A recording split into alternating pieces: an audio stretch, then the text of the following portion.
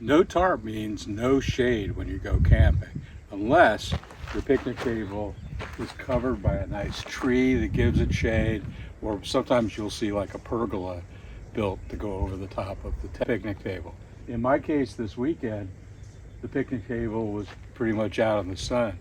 When you plan your first trip, you want to try to see if you can find pictures of the site you're going to reserve, and it does have that shade, so you don't have to deal with that, because you don't want to buy a tarp before you start your first trip. The other thing is, if it's raining and you don't have a tarp to hang out under, then you're probably stuck inside your tent. At some point, if you do buy a tarp, I would recommend getting something that'll fit comfortably over a picnic table. This particular one is 10 by 13. The 10 is the length this way, which covers the table. Almost every table. Most tables don't go beyond like 8 feet or so. And then the 13 feet is what's going this way, so there's 6.5 feet on each side. And I have it set up in a basic configuration with 2 tent poles and then guy lines that are going around. When I got this, it came with the guy lines and it came with the stakes, but no poles. But I don't mind that, because most of the time when you get poles with a tarp or even with a tent, so on the tarp that came with this one, they're fixed height and they're maybe 6 or 6.5 feet tall. I think it's worthwhile to invest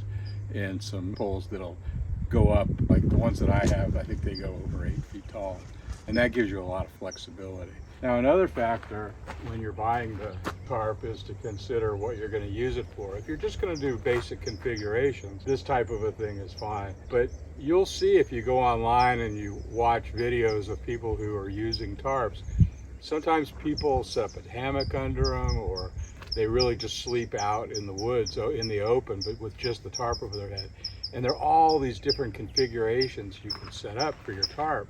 This, as I mentioned, is a basic one. But this one gives you a lot of flexibility with the amount of attachment points. You can see there's like 5 attachment points on this side. I think there's 5 going this way as well.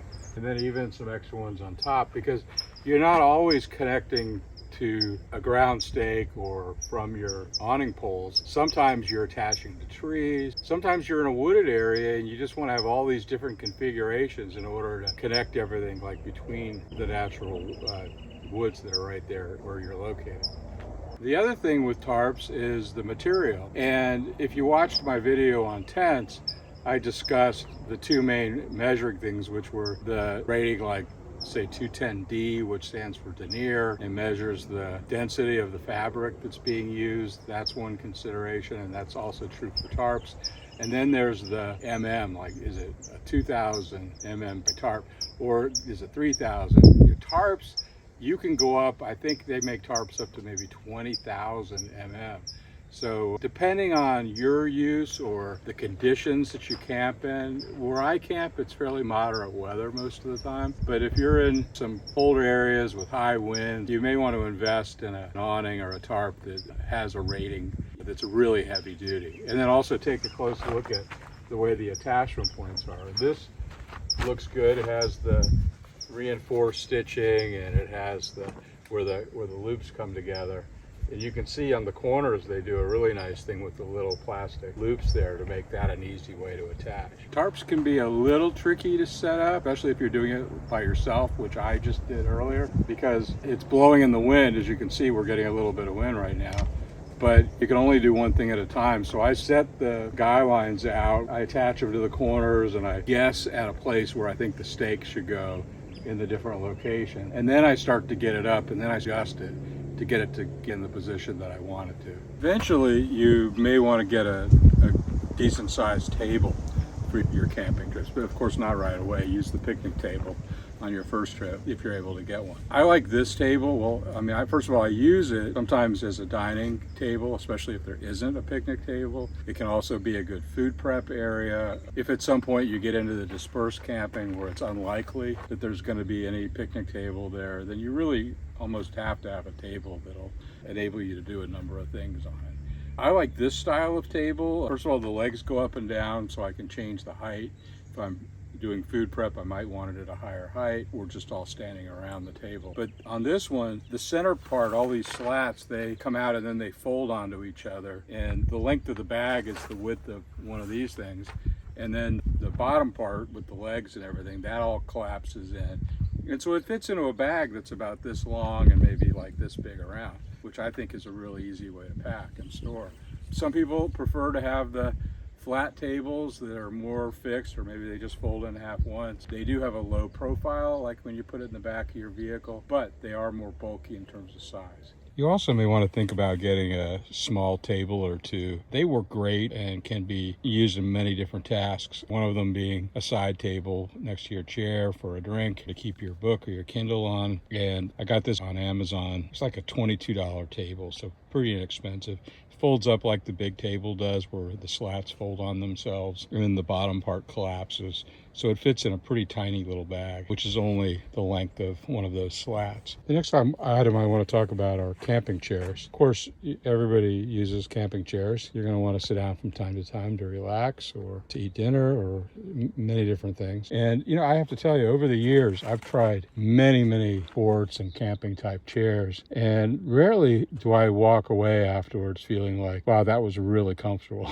Most of them are very utility oriented. They serve their purpose, but they're not necessarily very comfortable. They're also kind of rigid. Frequently, they are just of one angle, straight up and down. And also it's kind of one size fits all. Sometimes they don't do well with tall people or short people. So especially if your chair is going to be multitasked and used by different people of different body types, you'll want some versatility if you can get it. So first of all, go to camping stores, try out different chairs, see what you like. I've run across this chair, which I just love. The material is a cotton canvas, and it's a pretty big chair, so I think a larger person can fit in here pretty well. And it really, for me, it really kind of wraps around me. So in the wintertime, it's got some warmth around it. Also, the cotton canvas really breathes well in the summer, so found that it sits cool in the summertime. But the thing that's really unique about this chair, I don't know if you can see down here, is they have 3 settings with those little balls that you push in and then adjust the height of the chair in both the front and the back. So you can adjust the height up and down so that it fits for a smaller person so that their feet aren't dangling the top height or digging into the back of their legs with the front of the chair. Or you can fix it to the taller heights for a larger person. And then you can also, by varying the height of the front versus the back, you can change the angle of the chair. And that's the part that I really like, because generally when I'm sitting and relaxing, I like to have a little bit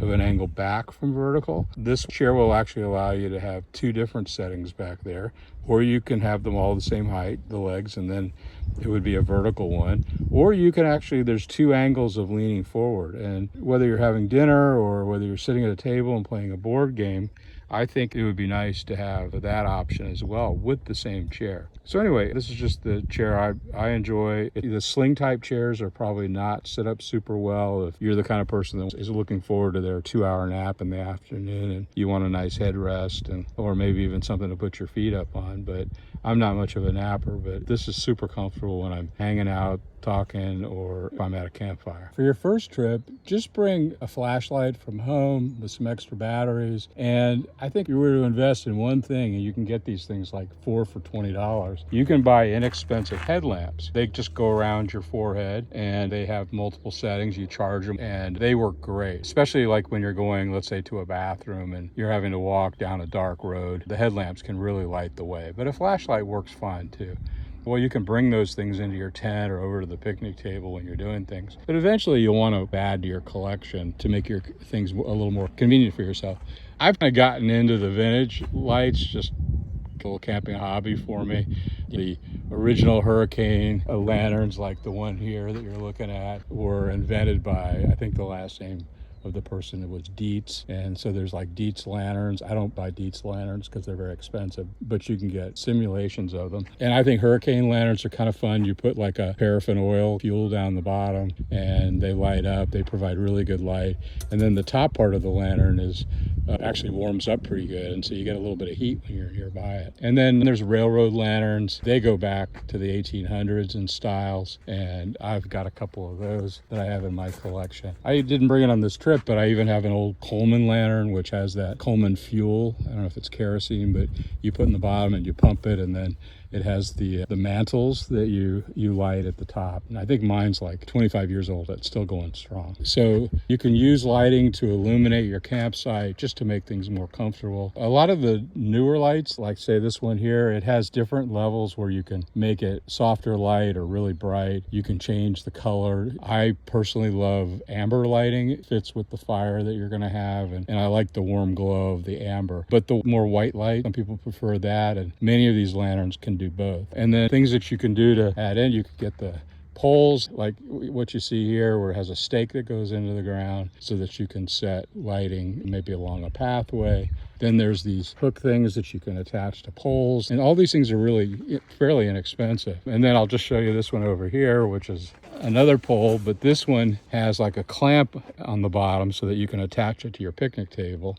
And that way your lantern is out of the way, but it's up a little bit higher too, so it's actually providing some nice floodlight down to the table. The last thing I actually wanted to mention, some people invest in the backup power supply things. They're portable, but they might have 1,000 watt of power, and they have the plugs like you plug in your wall at home. I personally just use those power pack things that you buy. I have a few of those, so if I need to charge my phone on the trip, or I have an iWatch that I charge, and most of these things actually can go 2 or 3 days before they run out of power, so I don't have to charge those much at all. But back on the bigger size things, like if you have some appliances that you really want to bring, the kind that you would normally plug in the wall at your home, you're not going to be able to do that in most camping areas unless you have that power supply. And for instance, if you need a CPAP to sleep with at night, then it might be important to invest in something like that early. And then as far as those, when the power runs down on them, usually the way you can charge them is through a plug-in to the battery in your car, like the cigarette lighter, or you can also buy attachments to these big power supplies that actually do solar. And even if you use up all the power in it during the day, you can, if there's a decent amount of sunlight, you might be able to recharge the whole thing in 4 or 5 hours. In the next segment, we're going to cover hydration and meals. So I look forward to seeing you on that one. If you enjoyed this episode, please press the like button. And if you haven't yet, consider subscribing to the channel so that you can get notifications for all the upcoming episodes. Feel free to contribute down in the comments section, and I'll see you on the next one.